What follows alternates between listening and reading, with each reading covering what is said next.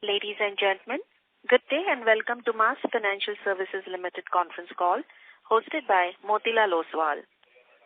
As a reminder, all participant lines will be in the listen-only mode and there will be an opportunity for you to ask questions after the presentation concludes. Should you need assistance during the conference call, please signal an operator by pressing star, then 0 on your touchtone phone. Please note that this conference is being recorded. I now hand the conference over to Mr. Abhijit Tibrewal from Motilal Oswal. Thank you and over to you. Thanks, Shri. Good afternoon, everyone. Once again, I welcome you all to the earnings call of Mars Financial. We have with us today the senior management team of Mars Financial, represented by Mr. Kamlesh Gandhi, Chairman and Managing Director, Mrs. Darshana Pandya, Director and CEO, and Mr. Ankit Jain, CFO, and other members from the senior management team of Mars Financial. With this brief introduction, I will now hand over the mic to Mr. Kamlesh Gandhi and the management team for their opening remarks, post which we will open the floor for a Q&A. Thank you and over to you, sir. So thank you so much, Abhijit, and good afternoon to everyone who has joined on this call, and thank you for joining. At the outset, I will start by thanking all the stakeholders for having supported us throughout our journey of 28 years as we cross a very important milestone of 10,000 crores in AUM. I think as you remember last time, I had shared with all of you that we are a striking distance away from our important milestone of 10,000 crores and that we could complete it in December on a concerted basis. We were around 10,200 crores. And we are very happy to share with the same with all of you. I'm more happy to share that this growth has been on a very fundamentally strong balance sheet. With 25 years of experience, with capital adequacies of more than 24%, with a very with asset quality well maintained, and with a diversified asset and a diversified liability mix, and add to that a very prudent and business model whereby we are adequately leveraged. At the same time, we generate good CAGR on growth. We generate good return on capital employed. And that is what I personally understand, being a practitioner for more than 30 years, are the ingredients for sustainability and scalability. So we differentiate ourselves here whereby we are on a very strong footing as far as the fundamentals are concerned. And we are going for, as we enter the next phase of growth, we are very confident that with these fundamentals and with an attitude of always learning, unlearning, and relearning. That is what I was sharing with Abhijit, that at Mars there is no sense of complacency. We understand that we have miles to go and we have to improve on so many accounts, and we are continuously working on that. So we are on a very strong fundamental, have given a very strong result over all these 28 years, translating into close to a 36% CAGR and a commensurating profitability also. Having utilized the capital very judiciously, as you know, we had a non-dilutive growth so far, and going forward also the capital will be used very judiciously. As all of you are aware that we also have an enabling resolution to raise 700 crores as and when required. If you see, our capital adequacy is very strong. So this enabling resolution is for the next phase of growth, and that we will evaluate from time to time the opportune time and the opportune amount, maybe in single or more tranches, for the funds to be raised to further strengthen the balance sheet and further fuel the growth, that too in a very fundamentally strong manner.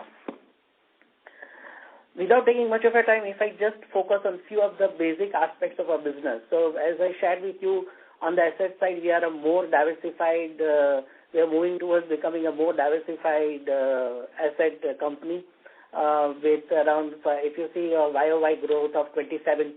If you see the working of this quarter, we have grown our AUM by 27%, profitability by 24.15%. And if you say this 27% growth, around 60% comes from our flagship product, that is MSME, and the 40% product comes from other products. So we are heading towards a more diversified asset base. In terms of liability, we have a very strong record of more than 28 years on liability. With risk of sounding immodest, we always have a problem on how to satisfy the sanctions we have on hand rather than how to meet the liability targets. But having said that, we are now more focusing with the new trends emerging in terms of diversification of liability as far as NBFCs are concerned. We are aware of the fact and we are looking at diversifying our liability also, and within next 3 to 5 years, we'll see this as diversified as our assets. In terms of operations, we are continuously, I always share with you that we are aware of the fact that technology plays a very important role in efficient operations, and we are working hard on that. And we have an internal team.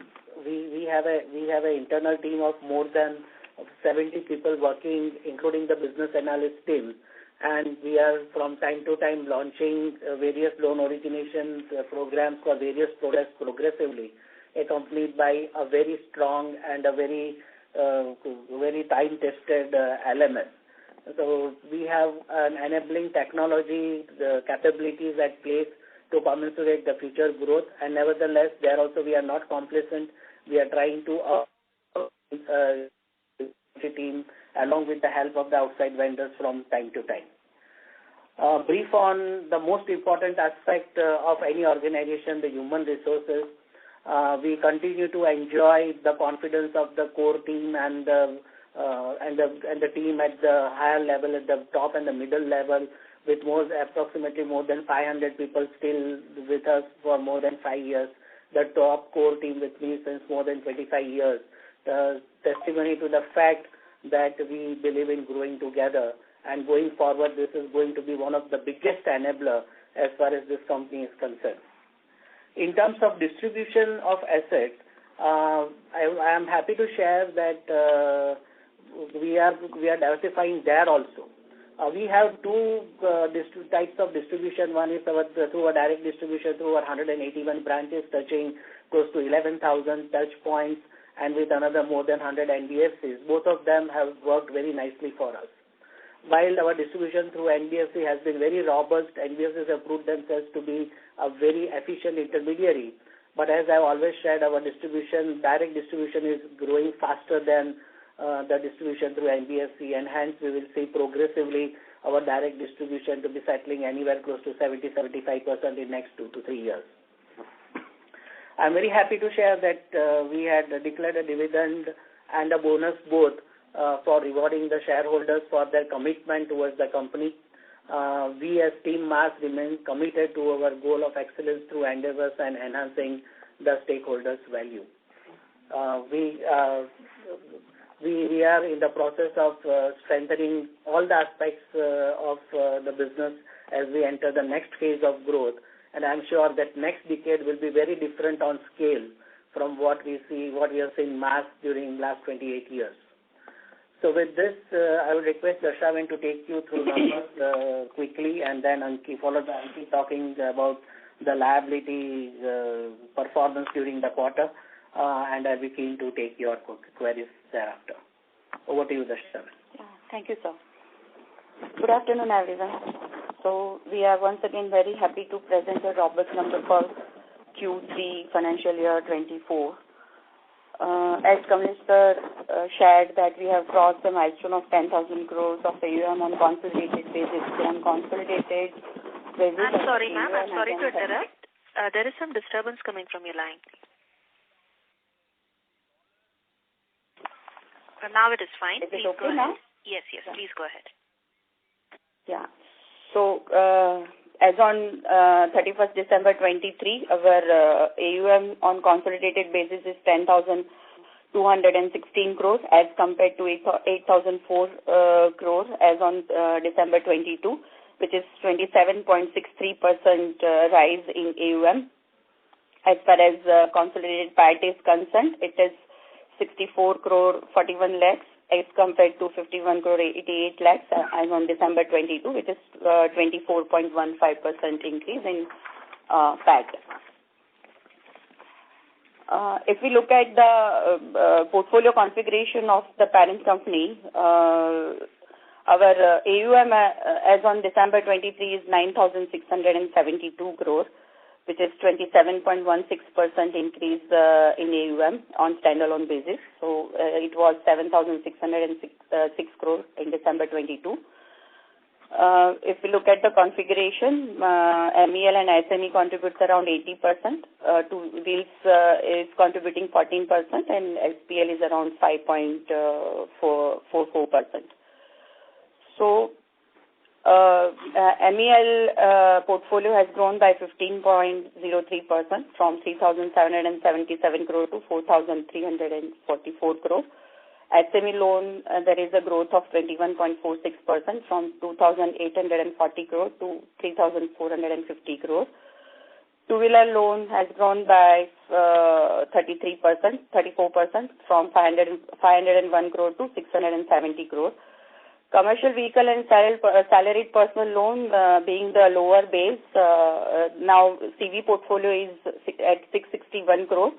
It was 291 crore as on December 22, and salaried personal loan is 544 crore. It was 194 crore as on December 22. If we look at the income and profitability numbers, there is a growth of 29.55% growth in our total income from 251 crore 47 lakhs to 325 crore 77 lakhs. PBT on quarterly basis has increased by 25.05% from 67.58 crore to 84.51 crore. PAT has increased by 23.52 from 50.55 crore to 62.44 crore. If we look at the 9-month numbers, income has increased by 33.17% from 679 crore to 904 crore. PBT has increased by 70% from 194 crore to 240 crore. And the PAT has increased by 23.58% from 145 crore to 179.70 crore. And as sir mentioned that we could maintain the quality of the portfolio, the gross stage 3 asset is 2.23% as compared to 2.17% as on September 23, and net stage 3 is 1.48% as compared to 1.47% as on September 23. And we still hold around 19 crore as a management overlay, which is 0.25% of our total on-book asset. Now coming to the housing performance. I'm sorry, I missed out on sharing with you on the development on housing, which is very important. And I'm very happy to share that we could grow the housing book by 36% as we had projected last time. And I continue to share the confidence that this portfolio will grow by 30 to 35% going forward while maintaining the quality of the assets, strong capital adequacy, and a very fundamentally strong balance sheet. So housing going forward will play a very important role in the overall growth of the company, and will be contributing anywhere between 10 to 20% within the next 3 years. And we are seeing a very robust growth opportunities there. And having said that, while Dashtamed will share the detailed numbers, we'll give the idea of the quality of the portfolio and all, but we have maintained an immaculate portfolio quality there also. So housing is going to be one of the big enablers for the overall growth of the group. Sorry, Dashtamed will take over. Yes.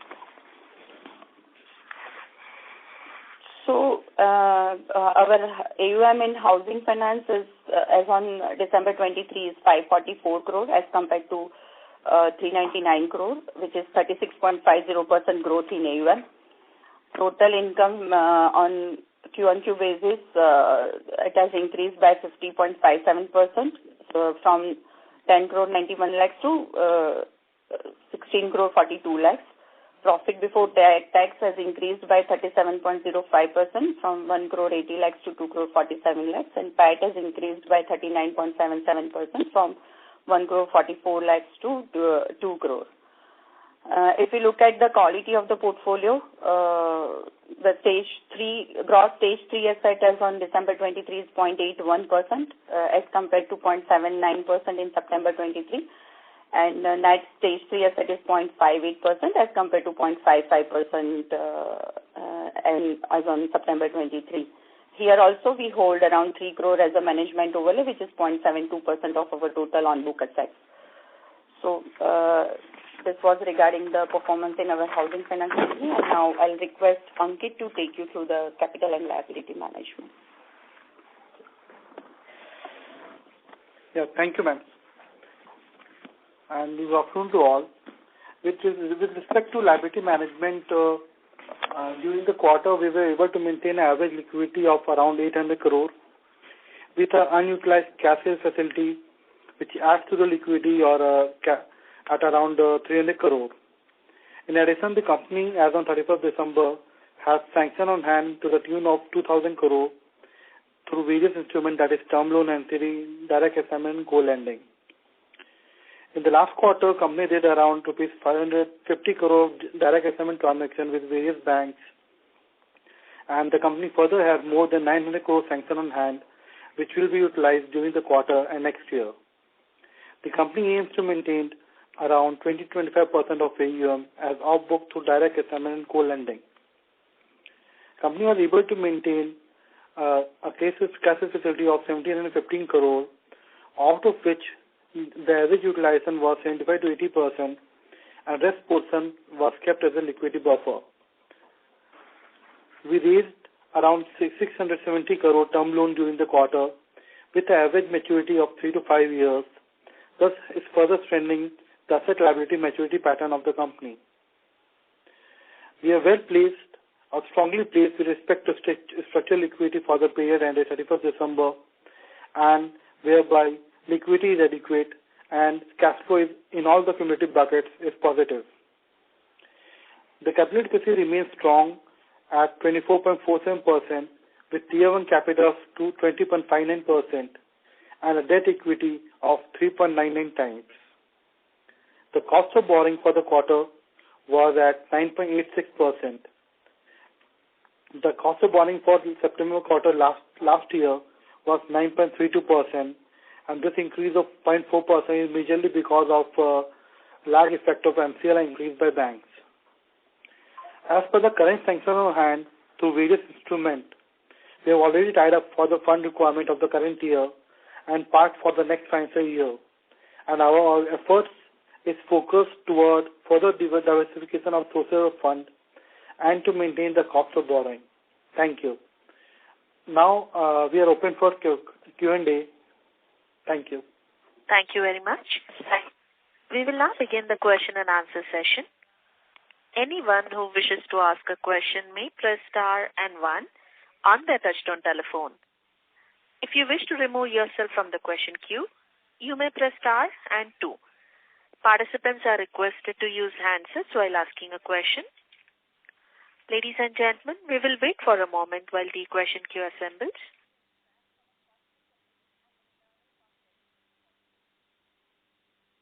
We have a first question from the line of Hardik Doshi from White Whale Partners. Please go ahead.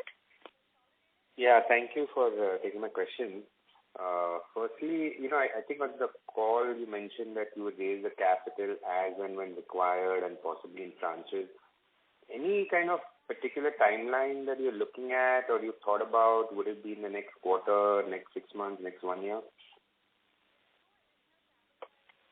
So it will depend once we discuss this with the merchant bankers and we start meeting the investors. So if we get the right valuations and the right set of investors, it can be done soon. Otherwise, we can wait for the opportune time, because as you know that we are already well capitalized, and the idea to have this enabling resolution is to have sufficient time to choose and pick the right set of investors for us. So it all depends. Once it has been recently passed, so we'll have the interaction with the merchant bankers on that, and then meet the investors and see what will be the right time and the valuations to raise. Okay. Just on that, you mentioned you're sufficiently capitalized and, our Tier 1 is also well over 20%. so which is above the benchmark and quite comfortable. So, why don't we kind of wait for a little while longer before looking to raise this capital? See, as I have shared a number of times that when we talk about capital adequacies, we usually talk on overall AUM. When we are talking about a 20% capital adequacy and a 24% in all, it is on the on-balance sheet assets. So we would like to maintain capital overall on AUM, and hence we have taken this enabling resolution. So once we say, for example, in next 3.5 years, if we double the AUM, we may require capital if we have the fundamentals of raising and keeping the capital on total AUM, and hence we took this resolution. Okay. But, on the other side, if we look at it from the total AUM and then our ROAs and the leverage, I mean, this fundamentally would kind of stop us from crossing, above 20% in terms of ROE, right? Just doing the math with the leverage and ROE. So is that something, is that what we are comfortable with in like having high teens ROE? Yeah. So I think, let me share with you with the recent changes, regulatory changes and the dynamic regulatory changes that happens from time to time, it is always good to have some buffer in capital. And secondly, with the leverage where the lenders are comfortable and where you get a competitive rate is anywhere between 4 to 4.5 times. And then we de-risk to the tune of 20%. So I think we are looking at an ROAs in medium to long term anywhere between 16 to 18% as I look at now. Okay. Just two more questions. One is on, our MSME, SME book overall, the growth is now less than 20%. And if you look at the MSME or the micro SME, it's like even 15%. Is there any kind of concerns that you are seeing or, any caution that has caused this deceleration? So, see, as I told in the opening remark that we would like to be a well-diversified asset company as we grow. And if you see that MEL and SME is growing at a very healthy pace even on a very large scale. MEL is almost 4,500 crores, SME is around 3,500 crores and registering a 20% plus growth on SME and 15% plus growth on MEL. Itself shows our confidence in the product. So while we have sufficient confidence in the product, but at the same time, with economy entering a phase of a steady growth now, we see the Wheels portfolio and the home loans portfolio also contributing meaningfully. So we would have our focus and allocation of capital both on diversification of assets and the risk-adjusted returns. So taking all these things into account, I think we will see, as I shared, that around 10 to 15% in medium term will come from housing, or around 20%, 25% should come from Wheels, and the rest will come from MSME. And even in the last quarter of the total growth, 60% of the growth has been contributed by MSME. So we continue to have the confidence in our flagship product, but at the same time, we would like to diversify the assets also. Okay. And just lastly, can you comment, my MSME, SMEs have been seeing a pretty good asset quality cycle for, the last couple of years now, and, the economy is doing well, but, just seeing some of the results coming out from lenders in this segment, it seems like asset quality is bottoming out, maybe even inching up. What are you seeing on the ground, and how are trends for you? I think not now. Throughout the cycles, and right now where the cycle looks very benign is the time where you have to be more circumspect. As MSME is a very huge market to be served.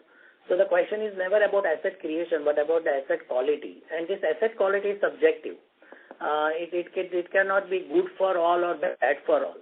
So what we have seen as a practitioner over all these years, that if you extend credit where it is due, you don't chase growth, and you have a fundamental of not just determining growth but also discovering growth from time to time and holding on to the fundamentals of extending credit where it is due. I think you will have a good asset quality throughout the cycle. So now it's a very benign cycle going on since last at least 2 years post-COVID for MSME. But the lenders have to be more circumspect right now of not looking the other way as far as the credit filters are concerned. So it will be different for different companies going forward. Got it. Okay. Thanks so much. Thank you. Ladies and gentlemen, to ask a question, please press star and 1 on your phone now. We have our next question from the line of Sarvesh Gupta from Maximal Capital. Please go ahead. Good afternoon, sir, and congratulations on a decent set of numbers. Sir, the first question is, so given this fundraise, now given that our ROEs are much lesser than the growth rates that we have been doing in the last many quarters, it would be, and given your prudence, I think it is, it's not very far away, right? Given where we stand in capital adequacy and where your ambitions are and given the growth rate. So it can't be more than 1-2 quarters away at the most. Yes, true. We would like to raise it, as I told, at an opportune time within this quarter, next quarter, or maybe a quarter thereafter. But we have got a time. If we get the right, I will repeat, if we get the right set of investors and the valuations are acceptable, we would definitely like to add on to the capital and make the capital base strong. Because as a lender, we focus on making the balance sheet very fundamentally strong and raise capital ahead than what it is required. So you are right in a sense that it can be around the corner within a quarter or two. And secondly, on this bonus issue, sir, what are the timelines for the same? I think the record date is 22nd. What is the timeline? 22nd Feb. The record date is 22nd February. EGM is on 9th Feb. And the EGM is on the 9th. Will the bonus shares be credited? So within 7 days after 22nd Feb. Okay. It should be before by the end of February. Understood. Now, sir, on the housing part, so we have been there for a very long time, but it was broadly sort of never contributing meaningfully to the overall sort of company's growth as such. So what has changed now that you feel that it can be accelerated at a pace much higher than the other assets, thereby contributing to a larger share of the mix of the business? So is there any changes that you see in the environment, or what has changed while, now you are saying finally that, okay, we will now grow it at a much more aggressive pace? It's all about our readiness from the operational point of view, from understanding the demography, because while we know the demography serving our conventional products, housing is a different ballgame. And if you see that we always take time for the initial 1,000 crores of assets to be reached, because we don't believe in burning cash, we want to be profitable throughout, so we need to be aware, much cautious about the operational cost, about the credit cost. So we initially take time to understand demography, build up the teams who can understand our philosophy. And once that is done, we can really launch ourselves for the growth what we intend to. So all these years we were in the phase of understanding those things, and 2 years lost because of COVID, where it was not the right time to accelerate growth. So now we are ready. I will say that markets were there, but now we are ready to increase our market share, and maybe at this size market share does not really significant, but increase the. Ladies and gentlemen, we've lost the management connection. Please stay connected while we rejoin them.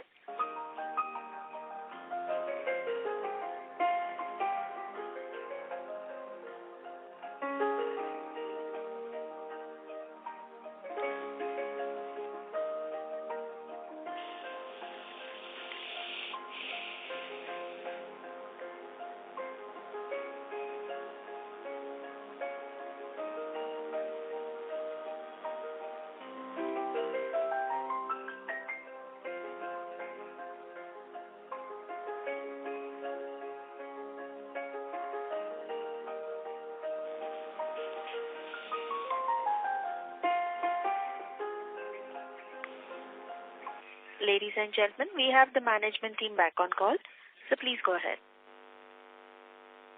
So I don't know when it got dropped, but what I was telling was that now we are ready for this type of growth. Opportunities are always there. So it has got nothing to do with the change or somewhat upward movement that we are seeing in general in real estate and the business environment. It is more to do with your own internal factors why you feel that you are now ready to accelerate. Correct. Understood, sir. And for our side. Yeah. And sir, finally, what we have been seeing is your AUM is growing at a faster pace than your PAT. And one of the reasons might be higher provisioning because now the mix is being changed towards your own branches and all that.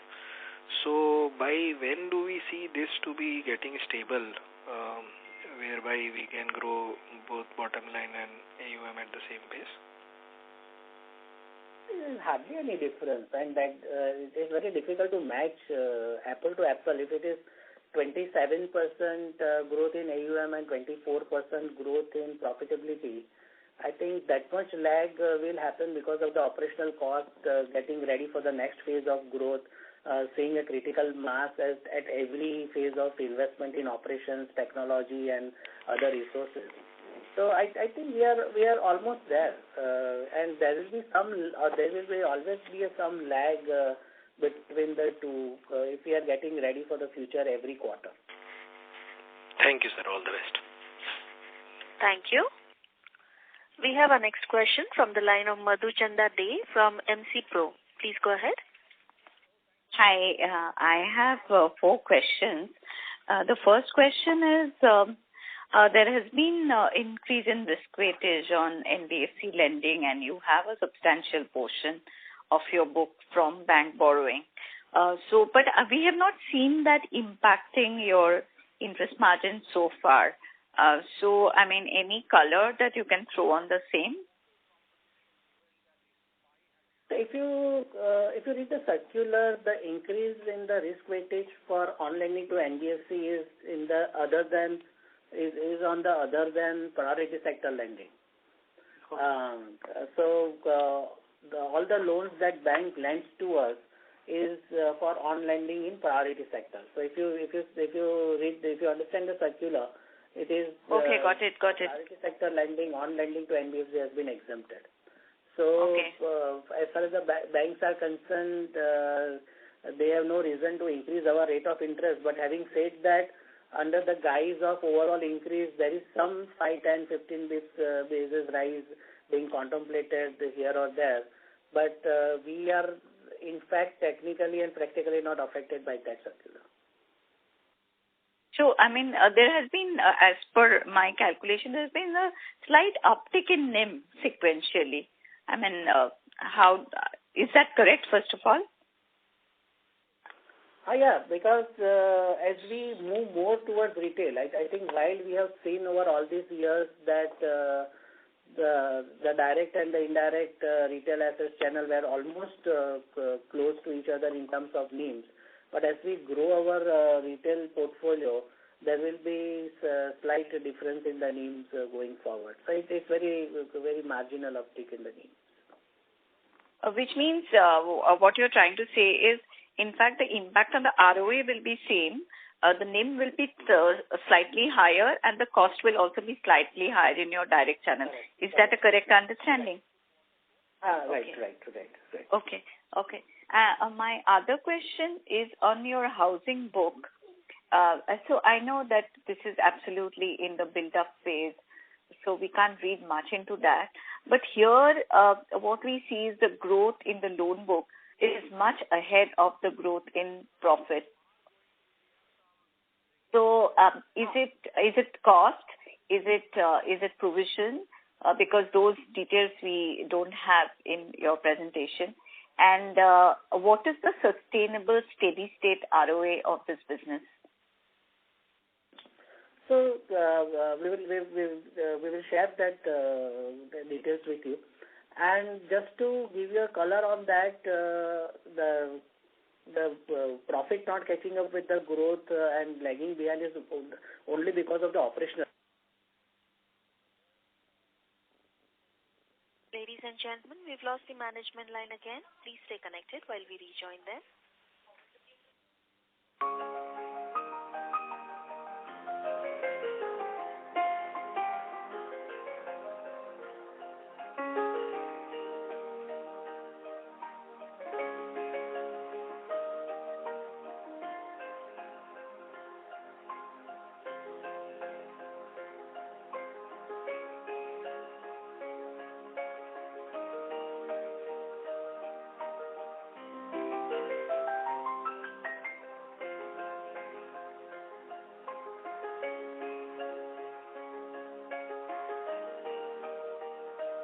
Ladies and gentlemen, we have the management team back on call. So please go ahead. So once again, what I was telling was that it is because of the higher operational cost being in the build-up phase, and on a steady state basis, we see the ROAs in housing finance company at around between 2 to 2.5%. Okay. And I have a last question. In your prepared remark, you mentioned that next decade will be very different on scale. If you can throw some more light, what is that you're trying to convey by saying it will be different on scale? So what I'm really trying to convey here is that if we were 1,000 to 10,000, we were just 1,000 crores, and with all this hard work, we were 1,000 crores in 2013. So as such, we started with 2 crores. So last 28 years was from 2 crores to 10,000 crores. But now next 10 years, if we do what we have done, maybe at a slighter, slower pace on a scale, this 10,000 crores will look substantially bigger. So that is what I mean to say, that it will be substantially bigger as compared to what we have done over all these years. Just to give an example, we took 28 years to reach the first 10,000 crores, but the next 10,000 crores will be within the next 3 to 4 years. So this is what I was trying to reflect upon. Got it. And sir, the very last question is, do you plan to introduce any other product beyond what you have now? I think we are working hard to have our used car product at place. I think we are running around a couple of quarters late in developing that product. But we are confident we might take a few more quarters to develop that. But we are confident given the market size and given our understanding of the borrowers, because we sell to the same middle income group borrowers, we would like to develop that product. Right now that is clubbed with CV because it is not substantial in number to be hived off as a special product, but we will see used cars as a product. Thanks, sir. Thanks a lot for answering all my questions. Thank you. Thank you. We have a next question from the line of Bhargav from Ambit Asset Management. Please go ahead. Yeah, good evening, team, and thank you for the opportunity. So you're not very clear. Can you use your handset mode, please?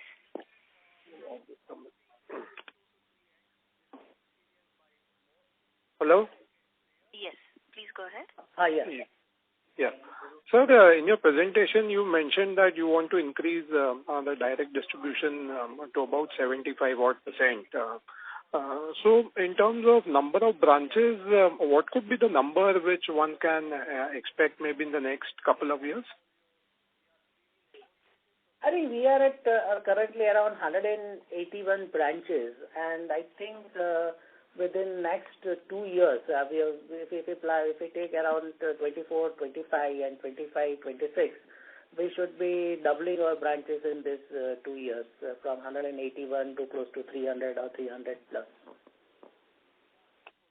Okay, understood. And as of now, if you look at your branches, 90% of branches are in 4 states. So is it fair to say that the picture will be very different maybe at the end of the next 2 years? Of course. If I share with you our philosophy of penetration is that once we enter a state, we concentrate on few of the centers, understand the demography, and then spread our wings to the internal places in the hinterlands and the Tier 2 and the Tier 3 places of that state. So the way we have developed Gujarat over a period of time, we'd like to develop all other states in a similar fashion. Okay, so the share of 4 states, which is 90%, can reduce to what, sir? Maybe in the next 2 years? Post?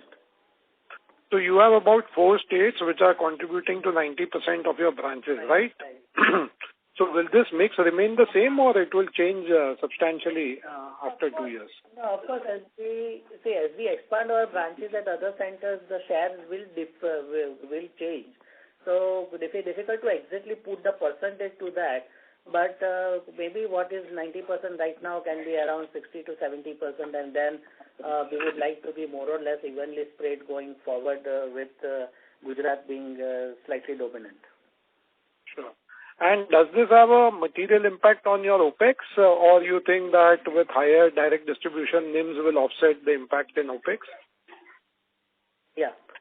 So our NIMs will improve as well as our OPEX will increase.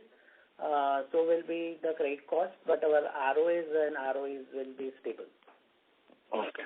Great, sir, and all the very best. Thank you for answering. Thank you. Thank you. We have our next question from the line of Avinash from Brookfield Estate Private Limited.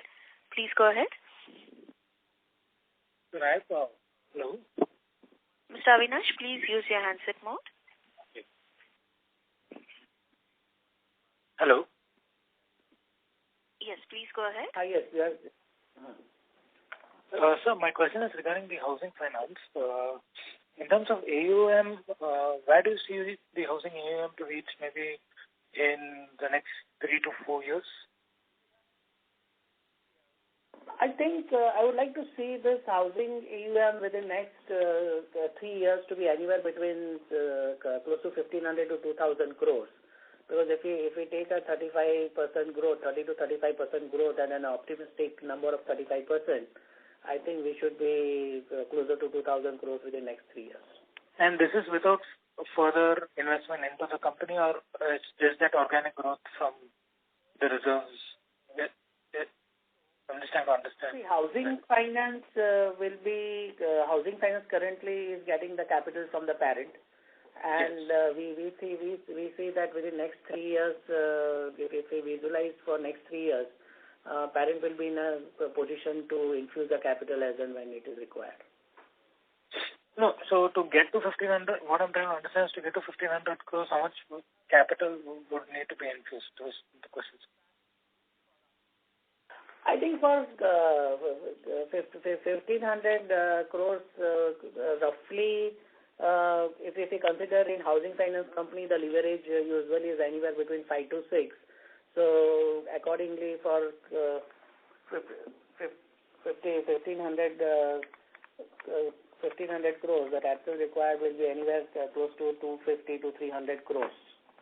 And we are currently at around 100 crores of capital. So another 150, 200 crores will be infused. Will be needed for development funds. Yeah. Understood. Then that's all. Thank you. Thank you. Ladies and gentlemen, to ask a question, please press star and 1 on your phone now. We'll take our next question from the line of Aditya from Securities Investment Management. Please go ahead. Yeah. Hi, sir. Thanks for the opportunity. So we have been, seeing strong growth in our salaried personal loan book. So if you could just throw some light, how is this book behaving as compared to the other book? See, as shared in the opening remarks, the salaried personal loan is around 5 to 6% of our overall AUM. We intend to keep it well below 10%. And we are focusing on that with due caution on the quality of assets and the quality. And if you see the stage 3 in our salaried personal loan is 2.38%. Got it. And sir, how is the sourcing being done for this book? I think majority of the sourcing is done direct, and some of the sourcing is through DSS, but majority of the sourcing is done through the feet on street dedicated for this particular product. Got it. And so my next question is, RBI had come out with a circular requiring banks and NBFCs to provide for their investments in AIS. So we had an investment of around 30 to 35 crores as per financial year 23 annual report. So what have we done with that investment in AIF? That has been liquidated. That is already liquidated before the due date. Got it. Thank you, sir. Thank you. Ladies and gentlemen, to ask a question, you may please press star and 1 on your phone now.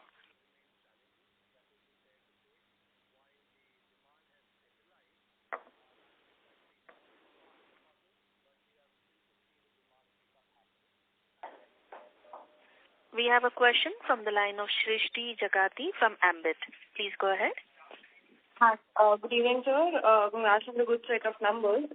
2 questions. Sir, could you throw a bit more light on the capital raise that you have gotten approval for? The areas where this capital you possibly want to fuel growth for, 1. And secondly, as to exactly when, given the high liquidity that we already have on the balance sheet, exactly when do we anticipate the requirement of this capital to go through? See, I think I shared this earlier that we have an enabling resolution of 700 crores and we can raise it technically anywhere over a year. But depending upon the advice and the interaction with the investors and from the merchant bankers, it can happen depending upon the right valuations and the right set of investors we get. And this is in preparation for our next phase of growth. If we look at one link of a chain at a time from 10,000 to 20,000 crores. So difficult to give the exact timeline, but it can happen soon or it can happen in tranches afterwards. And on the usage of this capital will be for the further expansion of the business, because in lending business the capital forms the base for anything. So as we enter the next phase of growth, we would like to have sufficient capital with good buffer also.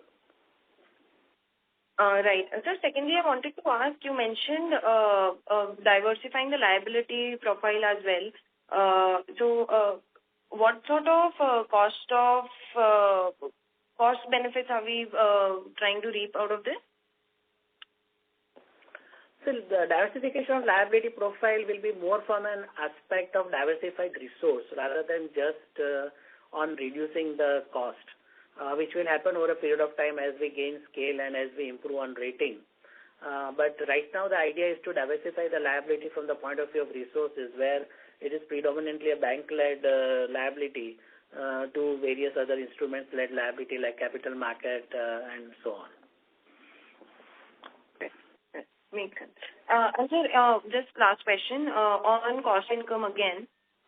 Given the branch expansion and the expansion that we are looking at in terms of diversifying our products as well to the retail portfolio, which comes at a higher cost, could you give a understanding as to how do we see the cost to income ratio move?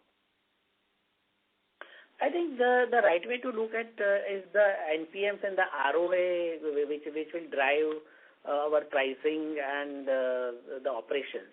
So whatever product we take, there are different origination cost and different credit costs. But at the end of the day, we intend to maintain a 7% NIM with around 2.75 to 3.25% ROAs and hence the resultant return on capital employed.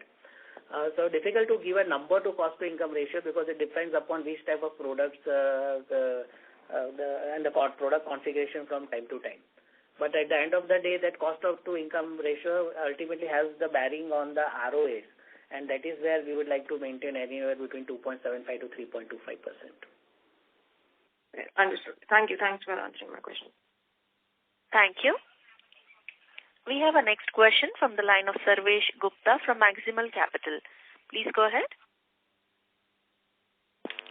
Sir, just 2 questions. In the HFC, you would ideally be having much higher leverage. So when we are talking about this ROA, ROE, this is for the standalone business, right? I mean, there you can have much higher leverage. Technically, yes, but practically, as I told earlier, that banks are or any of the lenders are post this DHFL and all, lenders are not very comfortable going beyond a certain leverage, irrespective of the statutory requirement. So the larger HSs, if you see, nobody crosses above 5. So anywhere between 5 to 5.5 as compared to 4 to 4.5. For housing, it can be between 5 to 5.5 going forward. And that would be a lower than 2.75 to 3.25% range ROA, right? Yeah. So housing on a sustainable basis, housing return on capital employed is anywhere between what I foresee right now, can change and depending upon so many other situations. But as I foresee right now, can be anywhere between 14 to 16%. And for if the more efficiency kicks in, it can be around 17% as compared to 16 to 18 or 19% in the parent. Understood. And subsequent to this, RBI norms on borrowings towards NBFCs from banks. So what kind of pressure, if any, are you seeing on the rates and the amounts that you are trying to raise from the banks? See, as I told earlier, RBI is, if you understand the RBI circular correctly, they are not against the banks funding NBFC for priority sector lending. They want to curb the lending to NBFCs, especially the indication is on large-scale lending to very large NBFCs, whereby that can be connected risk going forward. But given the government's intent of financial inclusion, and especially at the micro enterprise level and the small and medium enterprise levels and income-generating activities, including housing, I think which falls under priority sector, RBI is not averse for banks lending to them. But however, having said that, as we grow, we would like to diversify our liability progressively. But as of now, since majority of our assets falls under priority sector lending, we see no problems in raising funds. But at the same time, because of the overall situation and overall sentiments prevailing in the market, there can be a slight 10 to 15 bips increase in rate by the banks. Understood, sir. All the best. Thank you. Thank you. Thank you. Ladies and gentlemen, that was the last question for today. I would now like to hand the conference over back to the management for any closing comments. Over to you. So I would like to thank everyone who joined this Concall, and let me reiterate that we, as Team MAS, are dedicated to our mission of excellence through endeavors, and we are now entering the next phase of growth, and I anticipate and expect all type of support from all the stakeholders, including all of you. Thank you. Thank you. On behalf of Motilal Oswal, that concludes this conference. Thank you for joining us, and you may now disconnect your lines.